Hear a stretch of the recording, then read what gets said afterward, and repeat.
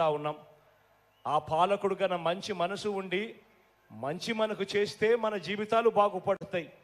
ఆ పాలకుడు మోసగాడైతే మన బ్రతుకులు అంధకారమయమవుతాయి, మన పిల్లల జీవితాలు చిన్నాభిన్నమవుతాయి, అక్క చెల్లెమ్మల బ్రతుకులు అతలాకుతలం అవుతాయి, రైతన్నల జీవితాలు మోసపోయి ఆత్మహత్యలు పాలవుతాయి అన్నది, అవ్వా తాతల సంక్షేమం అరుగంటిపోతుంది అన్న వాస్తవాలు ప్రతి ఇంట్లో కూడా చర్చ జరగాలి.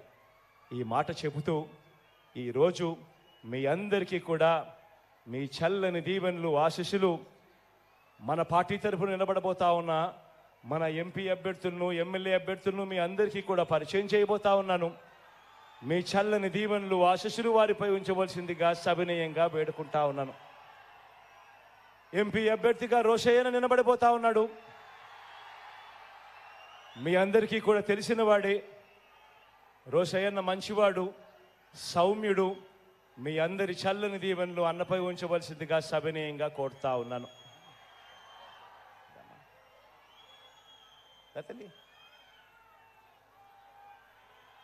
గుంటూరు ఈస్ట్ నుంచి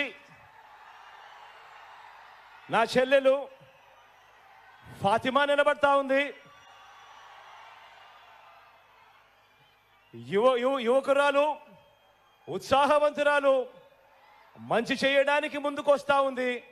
మీ చల్లని దీవెనలు ఆశీస్సులు నా చెల్లిపై ఉంచవలసిందిగా సవినయంగా మీ అందరితో కూడా కోరుతా ఉన్నాను.